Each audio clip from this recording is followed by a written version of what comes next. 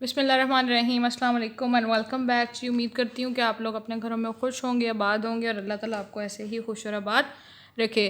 आमीन जी। आज चलते हैं लेक्चर नंबर 18 की तरफ। कल भी हमने बहुत सारी बातें कर ली थी, आज थोड़ी काम की बात कर लें और आज हमारा लेक्चर नंबर 18 और हमारा फाइनल टॉपिक आज स्टार्ट हो रहा है जी। और आपका लास्ट और फाइनल टॉपिक है for this second semester, cash flow statement. अब नाम से ही ये कुछ प्रेजेंट करता है अपने आप को कि कैश फ्लो स्टेटमेंट्स या cash flows statement. Cash flow का मतलब है जी कि ये वो स्टेटमेंट्स हैं जो आपके कैश का इनफ्लो एंड आउटफ्लो बताती हैं विद इन योर बिजनेस। आपने कुछ एक्टिविटीज़ की होती हैं जिनके थ्रू कैश आपके बिजनेस में आ रहा होता है, कुछ यानी एक्सपेंसेस किए होते हैं जिनकी वजह से आपके बिजनेस से पैसा जा रहा होता है, कुछ इन्वेस्टमेंट्स की होंगी आपने, ठीक है जी, कुछ ऑपरेशंस किए होंगे, कुछ आपने फाइनेंसिंग की होगी, कुछ डीलिंग्स की होती है जिनके थ्रू यानी क्रेडिटर्स के थ्रू आपके पास से पैसा जा रहा है, डेटर्स के थ्रू आपके पास पैसा आने वाला है, यानी एक्सपेंसेस सब कुछ मिला के आपके बिजनेस की ओवरऑल सिचुएशन बताता है जी कि आपके पास कैश फ्लोज की सिचुएशन क्या है। कैश फ्लोज का मतलब कि कितना कैश इनफ्लो हो रहा है और कितना आउटफ्लो हो रहा है। आज के लेक्चर में हम देखेंगे जी कि कैश फ्लो स्टेटमेंट्स होती क्या हैं और कैश फ्लो स्टेटमेंट्स को प्रिपेयर किस तरह से किया जाता है, कौन सी मेथडोलॉजीज़ होती हैं, कौन कौन सी एक्टिविटीज़ हैं जो इसके अंदर इन्वॉल्व होती हैं, कौन से वो दो मेथड्स हैं जिनके थ्रू इसको प्रिपेयर किया जाता है, और साथ ही साथ हम नेक्स्ट दो लेक्चर्स में इनके न्यूमेरिकल क्वेश्चंस करेंगे उन दो मेथड्स को लेके, और हमारा ये सेमेस्टर अल्लाह अल्लाह खैर सल्ला फिनिश हो जाएगा जी। सबसे पहले कल वाली बात मैंने कहा था जी, बार बार रिपीट कर रही हूँ कि अगर कोई अपनी असाइनमेंट्स देना चाहता है तो आपके पास ये लास्ट वार्निंग है 5 सितंबर तक। अगर कोई बच्चा जिसने अपनी तीनों असाइनमेंट सबमिट नहीं कराई वो कोई भी सबमिट करवाना चाहता है तो मुझे 5 सितंबर से पहले पहले ईमेल कर दें। आप लोगों के पास ग्रुप में नंबर भी होगा तो आप हो ज़रूरी, अगर आपको लगता है कि जी हाँ मुझे अर्जेंटली करवानी है और मैम फ़ौरन से देख लें तो कोशिश करें कि मुझे व्हाट्सएप कर दे। अदरवाइज़ आई चेक माई हाँ, मैं अपनी ईमेल्स भी 2 दिन में लाजमी चेक करती हूँ या हर एक दिन बाद लाजमी ज़रूर देखती हूँ, बल्कि वो नोटिफिकेशंस आ जाते हैं मेरे मोबाइल पर जैसे ही कोई नई मेल रिसीव होती है, विद इन सेकेंड्स नोटिफिकेशन आते हैं। लेकिन अगर आप चाहते हैं जी कि आपके मार्क्स जल्दी लग जाए तो कोशिश करें कि मुझे ग्रुप में नहीं तो फिर इंडिविजुअली यानी डीएम कर दें मुझे व्हाट्सएप नंबर पे। लेकिन फिर कह रही हूँ, अगर किसी ने तीनों असाइनमेंट्स नहीं दी, अगर उसकी कल को जब फाइनल लिस्ट लगाई जाएगी यूनिवर्सिटी की तरफ से, वहाँ पे उसकी अटेंडेंस 0 मार्क की गई है या उसके सेशनल 0 मार्क किए गए हैं तो I will not be responsible. मैं उस चीज़ के लिए बिल्कुल ज़िम्मेदार नहीं होंगी। मैंने आप लोगों को बहुत दफ़ा वार्न किया है, बहुत दफ़ा रिक्वेस्ट की है, हालांकि मेरे प्रोफेशन में आप लोगों से रिक्वेस्ट करना बनता नहीं है। मुझे आपको या तो ऑर्डर्स देने होते हैं या फिर आप लोगों को वार्न करना होता है। लेकिन फॉर योर बेटरमेंट या आप लोगों के भले के लिए मैंने आप लोगों से रिक्वेस्ट भी की है कि बेटा काइंडली आप अपनी असाइनमेंट सबमिट करवा दें। लेकिन अगर आप फिर भी उस चीज़ को, उस प्यार को नहीं समझ पाए या उस प्यार की ज़ुबान को नहीं मानते तो I will not be responsible कि आप लोगों के मार्क्स लगे हैं या नहीं लगे। आपको पेनल्टीज़ पड़ती हैं, आपको एक्स्ट्रा फाइन्स पड़ते हैं, कुछ भी हो फिर आप मेरे पास नहीं आएंगे। आफ्टर 5 सितंबर मैं किसी की कोई असाइनमेंट नहीं लूँगी, किसी की कोई क्यूरी आंसर नहीं करूँगी और मैं इस चीज़ के लिए पाबंद नहीं हूँ, ठीक है जी। क्योंकि हमारा ऑफिशियली ये सेमेस्टर ख़त्म हो जाएगा 5 सेमेस्टर को। उसके बाद आप लोग मुझे कांटेक्ट नहीं कर सकते कि जी हमारे नंबर कम लगे हैं असाइनमेंट्स में, मेरी असाइनमेंट्स के नंबर मैंने सेंड की थी बिल्कुल भी नहीं लगाए गए, या आपने मेरे सेशनल्स मुझे अलॉट नहीं किए या मुझे नहीं दिए। क्यों? क्योंकि मैंने कहा 5 सितंबर के बाद ऑफिशियली हमारा ये सेमेस्टर क्लोज। अगर किसी ने असाइनमेंट सेंड करनी है तो उससे पहले कर दे, अदरवाइज़ उसके बाद मैं आप लोगों के मार्क्स नहीं लगाऊंगी। उसके बाद मैंने किसी की भी नहीं सुननी, चाहे वो कोई भी हो, मेरा कोई रिश्तेदार हो, कुछ भी हो जाए, आपके मार्क्स मैं नहीं लगाऊंगी और ना ही उसके बाद आने वाली असाइनमेंट्स को, किसी भी और चीज़ को मैं एंटरटेन करूँगी, ठीक है जी। ये लास्ट वार्निंग थी, आप मेरी तरफ से लास्ट वार्निंग ही समझे इस चीज़ को। मैं उसके बाद बिल्कुल भी बर्दाश्त नहीं करूँगी। मैंने कितनी दफ़ा कहा हुआ है जी कि मैं बहुत लीनियंट हूँ, लेकिन इतनी लीनियंसी भी अच्छी नहीं होती, मुझे ये लगता है। इसीलिए आप लोगों को 5 सितंबर तक का लास्ट टाइम दे रही हूँ कि अगर आप लोग तब तक भी मुझे मेल्स कर देते हैं या व्हाट्सएप पे सेंड कर देते हैं असाइनमेंट्स तो मैं मार्क्स लगा दूँगी। अदरवाइज़ कॉलेज की तरफ से ऑफिशियली हमारी डेडलाइंस ख़त्म हो चुकी हुई हैं लास्ट वीक तक की। फिर भी मैंने कल की वीडियो में यही कहा था कि अगर आप लोग सेंड करना चाह रहे हैं सेंड कर दें, वो मेरी रिस्पॉन्सिबिलिटी है कि मैं आपके मार्क्स कैसे लगवाऊंगी। मुझे रिक्वेस्ट करनी पड़े, किसी के पास जाना पड़े, मैम निगत से ख़ुद बात करनी पड़े, मैं कर लूँगी। बट आप लोग अपनी असाइनमेंट्स भेजें तो सही। जिन्होंने तीनों असाइनमेंट्स नहीं दिए, मैंने कल उन बच्चों के नाम भी मेंशन किए थे जिन्होंने 2 भेजी है, किसी ने 1 भेजी है, जिनसे मुझे बिल्कुल उम्मीद नहीं थी कि वो अपनी असाइनमेंट सबमिट नहीं कराएंगे। स्पेशली वो बच्चे, वो लाजमी अपनी असाइनमेंट्स भेजें अगर वो अपने इस सेमेस्टर में मार्क्स अच्छे चाह रहे हैं तो। ठीक है जी, आ जाते हैं इस लेक्चर की तरफ। तो आपका आज का मैंने कहा लेक्चर का हमने ओवरव्यू मतलब आप लोगों ने सुन लिया हुआ है जी, देख भी लिया है। सबसे पहले हमने पढ़ना है जी कि what is cash flow statement. अब इसके लिए कोई तमहीद बांधने की ज़रूरत नहीं है, लेकिन ये जो इतनी लंबी चौड़ी उसने डेफिनेशन कहने पे मैंने लिखी हुई है या कहीं से भी उठा के लिखी हुई है, इसमें वो कहना क्या चाह रहे हैं? इसमें वो ये कह रहे हैं जी कि आपके बिज़नेस की बेसिक 3 स्टेटमेंट्स होती हैं, जिनमें से हमने पढ़ी हुई हैं जी 2। तो आपकी इनकम स्टेटमेंट को आपकी प्रॉफिट एंड लॉस स्टेटमेंट या प्रॉफिट एंड लॉस अकाउंट भी कहा जाता है। ठीक है जी। आपकी बैलेंस शीट वो भी हमने पढ़ी हुई है, हमने इनकम स्टेटमेंट भी पढ़ा हुआ है या profit trading and profit and loss account भी पढ़ा हुआ है। हमने नहीं पढ़ी तो कैश फ्लो स्टेटमेंट नहीं पढ़ी। कहता है जी आपकी बिजनेस की 3 बेसिक या कह लीजिए 3 मोस्ट इंपॉर्टेंट डॉक्यूमेंट्स होती हैं जो मैंने गिनवा दी। कैश फ्लो स्टेटमेंट, आपका बैलेंस शीट और साथ में आपकी इनकम स्टेटमेंट। वो कहते हैं जी इन 3 चीज़ों की हेल्प से आप क्या करते हैं जी, अपने बिजनेस की ओवरऑल सिचुएशन या अपने बिजनेस का ओवरऑल कैश मैनेज करते हैं। बैलेंस शीट से हमें पता लग गया जी एसेट कौन सा ख़रीदना है, लाइबिलिटीज़ कौन सी पे ऑफ करनी है, कौन कौन से एक्सपेंसेस हैं जो हमारे पास पेंडिंग है, कौन कौन से प्रीपेड हैं, यानी हमारी कैश की नीड कितनी है। इनकम स्टेटमेंट हमें बताती है जी हमारे पास इस साल प्रॉफिट कितना हो रहा है, हमारे पास कितना कैश है। ठीक है जी। अब जब कैश फ्लो स्टेटमेंट में हम चीज़ें देखते हैं तो वो हमें बता देता है जी कि टोटल इनफ्लो कितना हुआ इस पूरे साल के दौरान या इस फाइनेंशियल पीरियड के दौरान, और टोटल आउटफ्लो कितना हुआ और अब हमारे पास बैलेंस कितना है। मैंने कहा बैलेंस शीट और इनकम स्टेटमेंट या trading and profit and loss account हम पहले पढ़ चुके हैं। अब हमने पढ़नी है कैश फ्लोज। तो यहाँ पे वो ये कहते हैं जी it is a statement which shows the inflows and outflows of cash in your business along with balance sheet and income statement. Cash flow statement helps you to manage the cash for your business.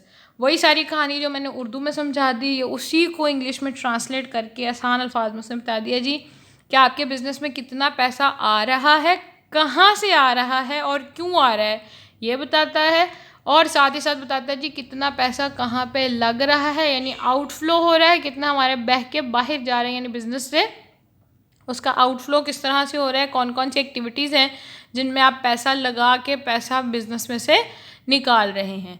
उसके बाद वो कहता है जी कि cash flow statement हमने कहा था जी कि हम बैलेंस शीट में तो देखते हैं आपके एसेट्स हो गए, लाइबिलिटीज़ हो गई, प्रीपेड एक्सपेंसेस हो गए या आपके पोस्ट पेड या पेएबल जो लाइबिलिटीज़ हैं वो सब देखते हैं। तो हमने कैश फ्लो स्टेटमेंट में किस तरह से करना है, और income trading and profit and loss account में हमने कहा था जी हम डायरेक्ट एक्सपेंसेस देखते हैं, इनडायरेक्ट एक्सपेंसेस देखते हैं, डिफरेंट ऑपरेटिंग एक्टिविटीज़ देखते हैं जी, क्या स्टॉक देखेंगे, क्लोजिंग स्टॉक देखेंगे। इनडायरेक्ट एक्टिविटीज़ में या इनडायरेक्ट एक्सपेंसेस और इनकम्स में हम देख लेंगे जी कि डिविडेंड से कितना इंटरेस्ट आ रहा है, लोन से कितना इंटरेस्ट आ रहा है, हम पे कितना कर रहे हैं, डेप्रिसिएशन कितनी दे रहे हैं, यानी ओवरऑल हमने सारी चीज़ें देख ली। लेकिन वो कहता है जी आपको ये नहीं पता कि कैश फ्लो स्टेटमेंट में आपने क्या क्या चीज़ें ऑब्जर्व करनी है या क्या क्या एक्टिविटीज़ देखनी। तो वो कहता है जी बिज़नेस की 3 मेजर एक्टिविटीज़ होती हैं जो आपने कैश फ्लो स्टेटमेंट में देखनी है या ऑब्जर्व करनी है। अब ऑब्जर्व करने का ये मतलब नहीं कि दूर खड़े रह के देखते रहना है, हमने उन चीज़ों को कैलकुलेट करना है विद इन एनी फाइनेंशियल, हमने पहले दिन अकाउंटिंग में कहा था जी वो मॉनिटरी इवेंट या वो financial events which are measurable in terms of money. तो जिस चीज़ में पैसा इन्वॉल्व नहीं होगा हमारा उससे कोई लेना देना नहीं है। We are the accountants, we are the businessman, हमारा उस किसी काम से लेना देना जिसमें पैसा ना हो। बाप बढ़ाना भैया सबसे बड़ा रुपया। अगर आपने अकाउंटिंग पढ़नी है तो इस मकोले पे या इस कहावत पे या इस सेइंग पे टिके रहें कि बाप बढ़ाना भैया सबसे बड़ा रुपया। चाहे आपका पार्टनर हो, चाहे आप खुद हो, आपने बिज़नेस से अगर पैसा लिया है तो गिव द रीज़न कि क्यों लिया है। ड्राइंग्स की हैं तो किस लिए की हैं। आपने पैसा दे के कारोबार से वापस लिया तो क्यों लिया है, रीज़न दें। ठीक है जी।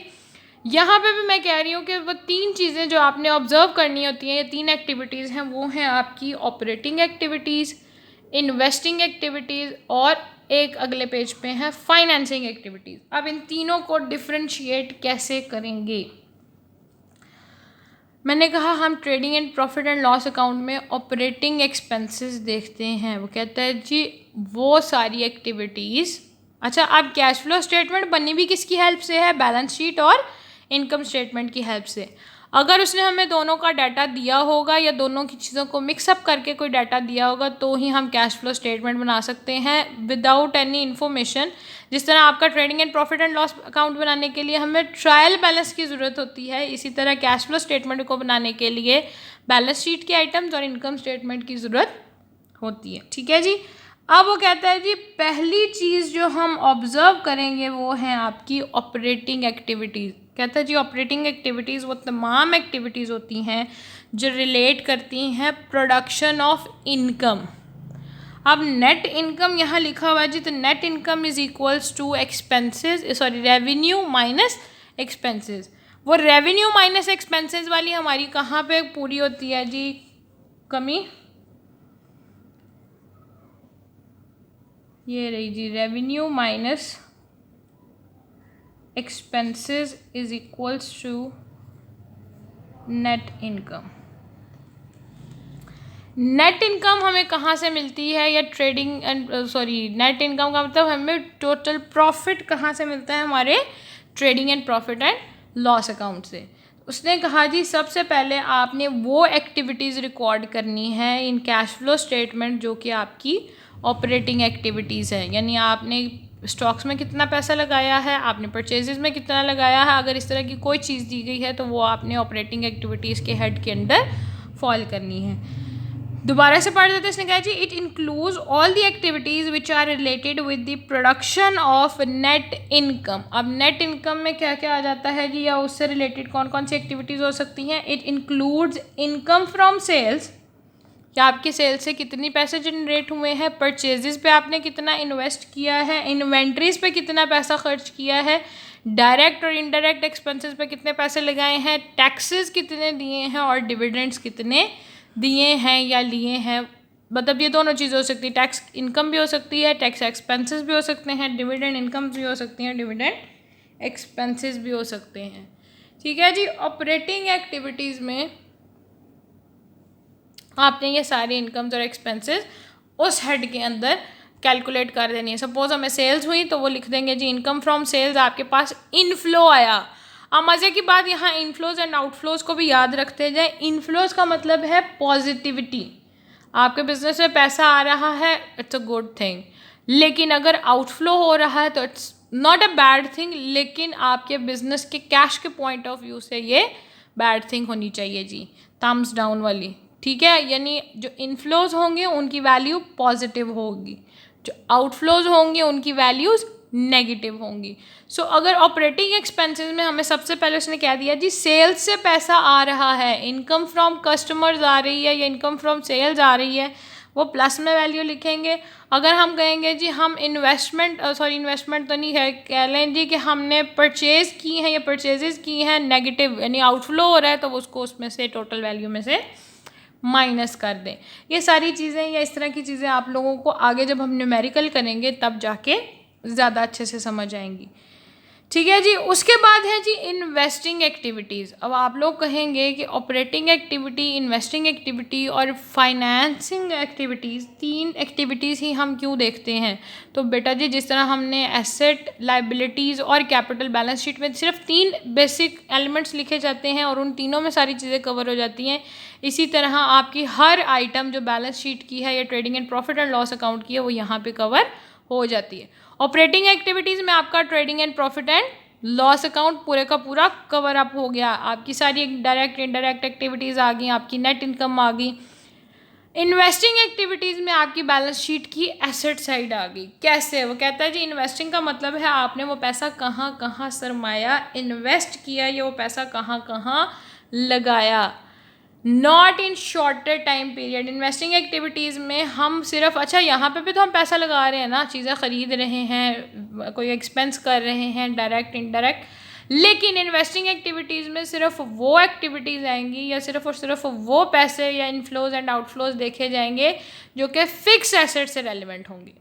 ठीक है, जो आपके रेगुलर बेसिस या शॉर्टर टाइम पीरियड के लिए होंगी वो ऑपरेटिंग में कवर हो गए। इन्वेस्टिंग एक्टिविटीज़ में सिर्फ और सिर्फ वो एक्टिविटीज़ इन्वॉल्व होंगी जिसमें आपने पैसा इन्वेस्ट किया है फॉर लॉन्ग टर्म या फिक्स एसेट्स।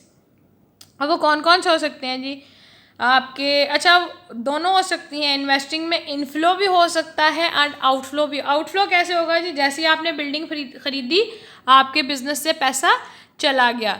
दूसरी इन्वेस्टिंग एक्टिविटी में इनफ्लो कैसे हो सकता है जी? आप वही फिक्स एसेट सेल आउट कर दें, यानी आपने वो सेल किया तो अब आपके पास क्या होगा जी? वो एसेट तो चला जाएगा लेकिन उसके बदले में कैश का इनफ्लो होगा। ठीक है, तो इनफ्लो एंड आउटफ्लो तीनों सिनेरियोज में, ऑपरेटिंग एक्सपेंसेस में या ऑपरेटिंग एक्टिविटीज़ में, फाइनेंसिंग एक्टिविटीज़ में और इन्वेस्टिंग में इनफ्लो और आउटफ्लो दोनों हो सकते हैं। लेकिन मैंने ये कहा किसी में पॉजिटिव होगा इनफ्लो, किसी में आउटफ्लो नेगेटिव होगा और किसी में वाइस वर्सा भी हो सकता है। तो यहाँ मैंने कहा जी अगर इन्वेस्टिंग एक्टिविटीज़ में आप कोई परचेज कर रहे हैं, कोई बिल्डिंग खरीद रहे हैं, तो आपके बिजनेस से आउटफ्लो हो रहा है कैश का। लेकिन अगर आप वही बिल्डिंग रीसेल कर देते हैं या आपने बिल्डिंग सेल आउट कर दी, आपने कोई मशीनरी सेल आउट कर दी, तो वो आपके पास कैश का इनफ्लो हो जाएगा। ठीक है जी, ये जब मैंने कहा जब आप न्यूमेरिकल्स करेंगे या हम इधर न्यूमेरिकल क्वेश्चन सॉल्व करेंगे तो इस चीज़ को ज़्यादा अच्छे से हम समझ सकेंगे। उसके बाद है जी आपकी लास्ट, जिसको हम कहते हैं जी फाइनेंसिंग एक्टिविटीज़। ओके जी, last but not the least, आखिरी जो हमारे यहाँ कह लीजिए आपकी ऑब्जर्व करनी है आपने एक्टिविटीज़, वो है फाइनेंसिंग एक्टिविटीज़। अब इन्वेस्टिंग और फाइनेंसिंग में बहुत माइनर सा डिफरेंस है। इन्वेस्टिंग का मतलब है आपने पैसा कहाँ कहाँ इन्वेस्ट किया, फाइनेंसिंग का मतलब है जी आपने पैसा कहाँ कहाँ से लिया है। ठीक है जी, इसमें भी इनफ्लो भी हो सकता है, आउटफ्लो भी हो सकता है। उसे कहा जी these include the activities related with the debts, liabilities, bonds, cash मतलब capital stocks and accounts payable. यानी trading and profit and loss cover हो गया आपके ऑपरेटिंग एक्सपेंसेस में। फाइनेंसिंग एक्टिविटीज़ में क्या आ गई आपकी सारी की सारी लाइबिलिटीज़। लाइबिलिटीज़ आ भी सकती हैं, जनरेट भी हो सकती हैं और आप उनको पे ऑफ करके आउटफ्लो भी कर सकते हैं। इन्वेस्टिंग एक्टिविटीज़ में आ गए जी आपके सारे एसेट्स। एसेट्स खरीदेंगे तो आपके पास क्या होगा? आउटफ्लो ऑफ कैश होगा। अगर एसेट्स सेल आउट कर देंगे तो आपके पास इनफ्लो ऑफ कैश होगा। मैंने दोबारा कह रही हूँ, इनफ्लो और आउटफ्लो सब में होगा। ज़रूरी नहीं है कि क्वेश्चन में सब चीज़ें आ जाएं कि इनफ्लो भी हो आउटफ्लो भी हो सकता है कुछ में फाइनेंसिंग एक्टिविटीज़ ज़्यादा हो, कुछ में इन्वेस्टिंग एक्टिविटीज़ ज़्यादा हो और कुछ में ऑपरेटिंग एक्टिविटीज़ ज़्यादा हो।